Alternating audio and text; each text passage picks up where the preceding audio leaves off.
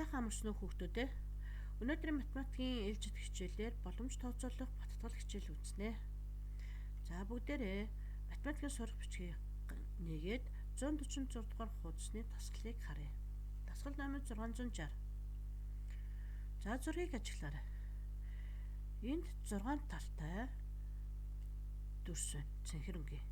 Тэгвэл энэ дүрсээс энд байгаа улбар шар өнгийн квадрат дүрс рүү хэдэн янзаар хүрэх боломжтой вэ? Боломжийг модны загвар ашиглан тооцоолоорой гэж байна. За ямар замаар яаж хүрэх боломжтой бол хүүхдүүдэд зургаасаа хараарай. За эндээс багш нь модны загвараар дүрслэе. Модны загварыг хүүхдүүдэд модны мөчөр салаа зурагдахтай адилхан зүрлэж ойлгож болно шүү. За энд нөгөө 6 тал дүрс маань байна.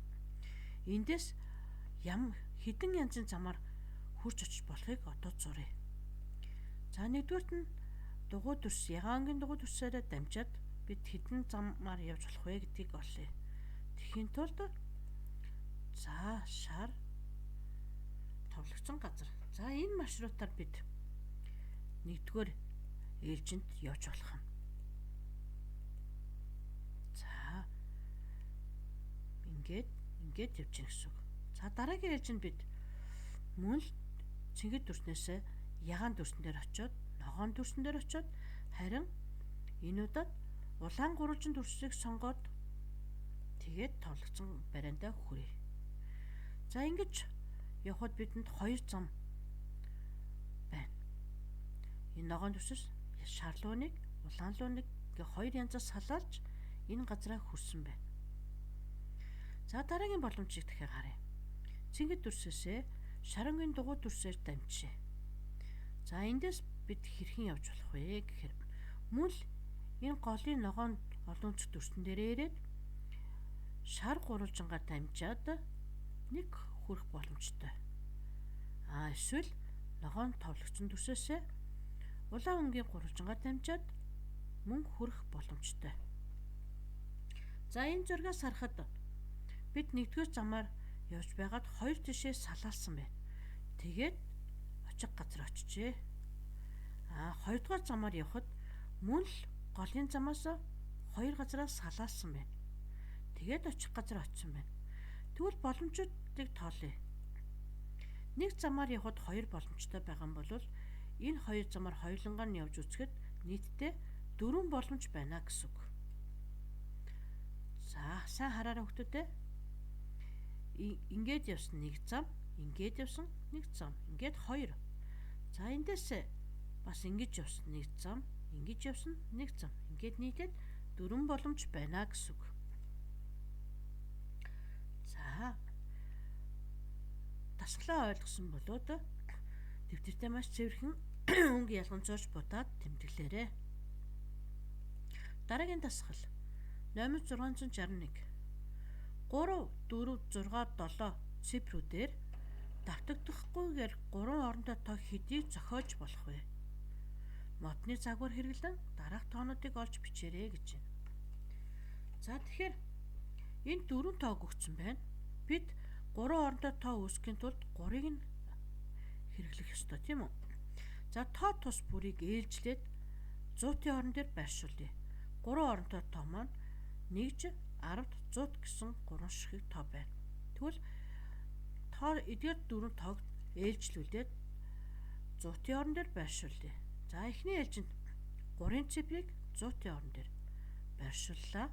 10-ийн орон дээр тэгвэл хэдэн тоо байршуулах боломжтой вэ хүүхдүүдээ гэхийг харъя. Энд 4, 6, 7 гэсэн 3 тоо үлдэж байгаа учраас гурвалдангийн 10-ийн орон дээр байршуулах боломжтой. За эндээс харахад энэ 100-ийн орон, энэ 10-ийн орон гэж харагдаж байна. Одоо энд 1-ийн орны тоог бид бичье. За 1-ийн орон дээр хэд гэсэн тоо байж болох вэ? 4-ийн тоог 10-ийн орон дээр тавихад эндээс бичгтэйгөө 6, 7 гэсэн 2 цифр үлдэж байна. За түүнийг 1-ийн орон дээр тавих боломжтой юм байна. За одоо тоогоо үүсгэе. 346 347 гэсэн 2 цифр үүсэх боломж харагдаж байна. За дөрвийн цифрийг графтын орон дээр байршуулахад ийм хоёр цифр үлдээд үүгээрээ 3 орондоо 2-ыг зохиож болж байна. Дараагийн ээлжинд 6-гийн цифрийг графтын орон дээр байршуулж харъя. За 6-г графтын орон дээр байршуулсан 3-ыг зуутын орон дээр байршуулахад цаана 4, 7 гэсэн хоёр тоо үлдэж байна. За энэ хоёр тоо маань нэгжийн орон дээр очно гэсэн үг. За тэгвэл тоогоо зохиоё. 364 367 гэсэн хоёр ширхгийг 3 орондоо үүслээ. За одоо тэгвэл 3 4 6-г ашигласан одоо 7-гийн цифр үлдээд байна. 7-гийн цифрийг графтын орон дээр байршуулахад цаана нь 4 6 гэсэн хоёр цифр бичигдээгүй үлдэж байна. За эдгээрийг нэгжийн орон дээр бичиж байгаа тоогоо үүсгэе. 374 эсвэл 376 гэсэн 3 орондоо 2 ширхэг тоо үүсэж байна. За хараарай. Эдгээр тоонуудаас цифр давтагдаагүй байна. Бүх боломжууд нь энд байна. Хэрвээ 3-ын тоог зуутын орон дээр тавих юм бол цаад үлдсэн 3 тоон графтын орон дээр очино. Тэгэхэд эдгээр цифрүүд давтагдахгүйгээр нэгжийн орон дээр байрлана гэсэн үг. За эндээс харахад зөвхөн 3-ын тоог зуутын орон дээр тавихад 6 ширхэг 3 орондоо үүссэн байна. За тэгвэл үүнтэй яг адилаар бусад тоонуудыг зуутын орон дээр байршуулж тавихад хэрхэн өөрчлөгдөх болох хүүхдүүдээ юу гэж бодож байна? За та нар энэ загвараа ашиглаад 4-ийн тоог зуутын орон дээр байршуулж хараарай. За багш нь энд цаг хэмнэх үүднээсээ байршуулсныгаа шууд тоогоор бичлээ. Багш нь 4-ийн тоог зуутын орон дээр байршуулахад эдгээр 6 оронтой тоо 6 ширхэг 3 оронтой тоо үүссэн. Харин 6-гийн тоог зуутын орон дээр байршуулахад мөн адил 6 ширхэг 3 оронтой тоо үүссэн байгаа. Тэгэхээр багш нь 7-гийн тоог зуутын орон дээр байршуулж үзлээ. Тэгтэл мөн яг адилхан 6 ширхэг 3 орондоо үүссэн байна. За багш нь үүссэн тоонуудыг энд бичиж харуулсан байна. Харин та нар 4, 6, 7-гийн тоог мотны загвараа ашиглан ингэж үүсгэж баттгаж үзээрэй.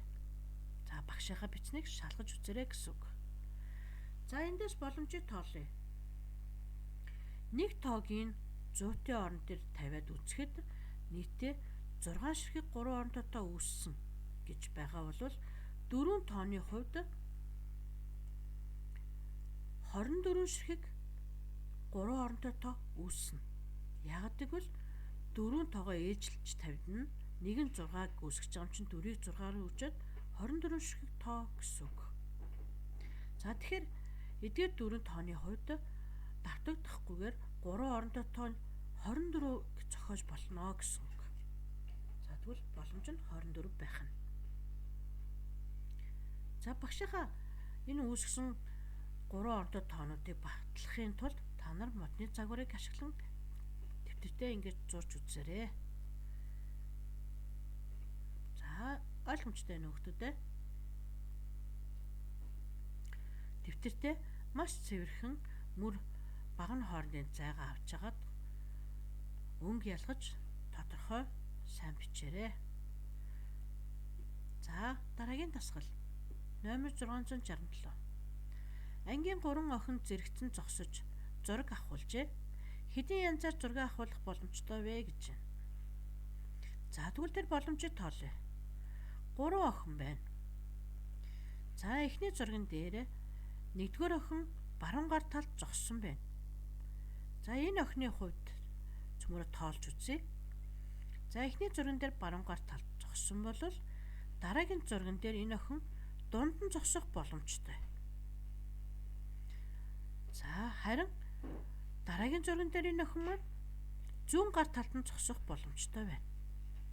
За багш нь 3 охины зогсох боломжийг зургаар илэрхийллээ. Та нар сайн хараарай. Нэгдүгээр охин маань 3 янзаар зогссон байна. Тэгвэл бусад охид ч мөн 3 янзаар зогссон байна. За энэ бол бүх боломж нь гэсэн үг. За эндээс боломжийг тоолъё.